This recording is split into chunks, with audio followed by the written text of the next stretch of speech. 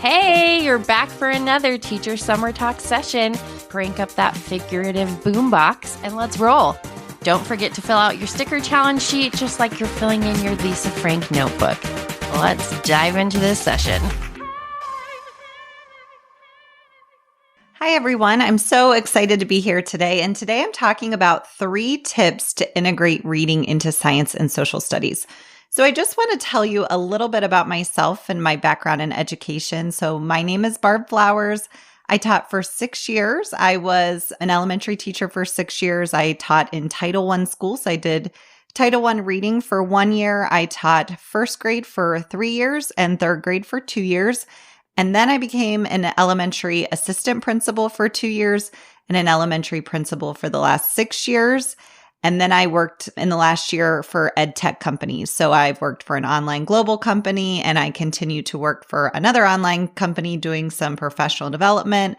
I also coach principals, coach teachers, and love creating resources for educators. So principals, teachers, and just creating resources that make the job easier where I can really support educators have more time. I'm really passionate about helping educators have more time for the things that they want to do. And so my experience in education has really been working in low-income Title I schools where a lot of students struggled in reading. And so I'm pretty passionate about teaching reading, how to teach reading. Even as a principal, I went on the journey of learning more about the science of reading and structured literacy. I come from a balanced literacy background, and so that was new for me, but I loved it, loved learning about it. And I was able to help train the teachers in structured literacy and see a huge difference in student learning and watch students make growth. You know, we always had reading scores where not 80% of kids were at level, and they should be. So it was great to finally have interventions and things that we could put into place. And so I talk about structured literacy because it really is a passion of mine and always has been because I've always worked with kids who struggled in reading. And so because of that, I have always, as a teacher, integrated reading into science and social studies. I'm so passionate that we always need more time for reading. And I always had great reading blocks as a teacher. But students who are struggling, they just need so much time to catch up. They really don't have the support at home to practice necessarily. I know myself, I have 2 little kids at home. It can be hard to even practice. So as much practice that they could get at school reading is really important. And the more that they can read, it's going to build their fluency, it's going to increase their background knowledge, and they can learn science and social studies content at the same time. So I'm really passionate about that. And so today what I wanted to do is I wanted to provide you with 3 tips to integrate reading into science and social studies. And these 3 tips, I want it to be very actionable and something you remember. I'm just going to give you an overview. We're breaking it down. Tip 1 is about pre-reading strategies. Tip 2 is reading strategies during the reading. And 3 is post-reading strategies. So let's start with pre-reading strategies. So in my products, I do a process called READ. It's a pre-reading strategy where we focus on revealing key words and key vocabulary, explaining with visuals, activating prior knowledge, and discussing a guiding question. So I'll go through those in a little bit more depth. But what I love is this really sets students up for success. So you're going to first reveal keywords. I say sometimes 2 to 3 words. It depends on your students and what you think they can handle. You don't want to preload them with 10 words necessarily, but if you need to do more, that's okay too. But you really want to reveal what those keywords are. You want to display those keywords and then explain them with visuals. You might want to pull up a picture. That's what I love about having projectors now. It's so easy to pull up a picture, pull up a short video, some way that you can explain what those words mean, that they're actually going to engage with the words and remember. Another thing that's really great for kids is to do some sort of gesture with the word or have a little visual that you draw. But it's great that they co-create that, right? That they are helping choose a visual to remember what that word means. So I give vocabulary cards in my products where you could make vocabulary cards, put them on your board, and then draw a little visual that helps students remember what that word is. And then the other thing I really like to do is activate prior knowledge. And you can do this through anticipation guides. That's something that I like to do with students is have an anticipation guide where the sentences are written out and they have to decide if it's true or false. And then after they read the passage, they go through and determine if they were correct. and they correct their answers. Another idea for prior knowledge that's super simple is a KWL chart. So what do they already know?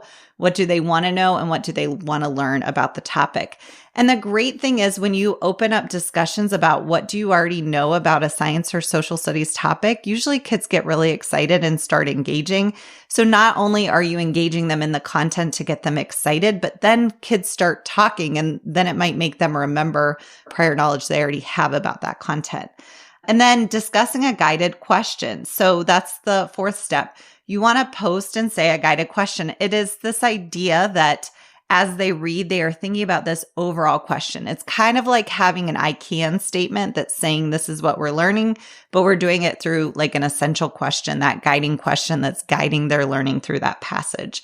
And so that really engages kids. It helps set them up for success so that they are able to read that passage. Now, let's get into step 2, which is the during reading strategies. So what I like to do in all of my products, I talk about having students read the passage multiple times, each with a different focus. And I chose to do this as a teacher because I saw the benefits of having students reread passages over. When they reread passages over, it built their fluency. They became more confident readers, and then they gained those vocabulary words and really remembered what they were reading. We know that students need exposure to words multiple times to be able to orthographically map them in their brain and know those words, especially if they struggle with them. So we want to give them multiple times versus just reading it once and putting it away. So your first focus, you're going to focus on overall comprehension. Your second read, you're going to emphasize vocabulary and key details. So you can go back to that. And your third read, you're going to encourage deeper analysis and connections to prior knowledge. So this goes back to the pre-reading strategy. You're always going to have a purpose for their reading. Why are we reading this time? So they're not just like, oh, we're reading again, right? They're having a purpose each time. But something else I like to do to help kids during reading to have a structured approach and engage them a little bit more are my close reading cards. So I want them to think about something I found interesting. So they could put something they found interesting and have that discussion, a question they have from the reading, important information they have, a connection they made, and something they liked. So they could have symbols. That's how I do it, where they have little symbols that they use, like connection, they would just write a C. Something they liked, they would just write a little smiley face. But that's really having them engage with the text as well. So they could do that during their first read as they're trying to focus on their overall comprehension. That's really having them pay attention to what they're reading. So that's a great way to do it. Also, another thing is if you have kids who are struggling to read it, the first read could even be you reading it to the class so that they're gaining that. It could be you reading it to the class so they're gaining that content knowledge and they're seeing it being modeled. Then maybe the second reading, they're reading it with a partner. Third reading, they're reading it on their own. Okay. So however it works for your students, but if they're engaging in it multiple times, then they really get to practice reading it. Could even be take it home and practice reading it to a parent. All of my reading passages, I have my son who does not love reading, and he's a third grader who needs to practice his reading fluency. And so he practices these passages. And a lot of kids engage in the nonfiction text and like that. So it's something that really engages him because he likes to learn as he reads. So then after each reading, you really want to allow kids to discuss understanding, whether they're in pairs, in small groups, you're doing it as a class, but you want a way to have them reinforce what they're learning and have that collaborative learning experience. So that's steps 1 and 2. That's our pre-reading and then our actual reading activities. And then step 3 is to have post-reading activities. So some things you could do to have your students have some post-reading activities are comprehension questions. So there's a couple ways I do this. I have comprehension questions with all of my reading passages that I give kids, and it's just comprehension questions where the answer is right in the passage. It's great practice of going back, underlining in the text where they found their answer, and then writing it on the comprehension question. The other way I do this with kids is sometimes I have them come up with their own comprehension questions. So that would be a way to actually differentiate and make it a little bit harder for kids. They can come up with their own comprehension questions and then have a friend answer the comprehension questions. Okay, so that's another way to reinforce that key concept. Also encouraging kids to have discussions with their parents about what they learned. It reinforces their learning and it gives students a chance to communicate with what they learned to their parents, and parents then know what they're learning and can listen to them read. The other thing I like to do is, depending on the topic, have students do simple experiments. For science, just very simple experiments. I taught third grade and I was self-contained.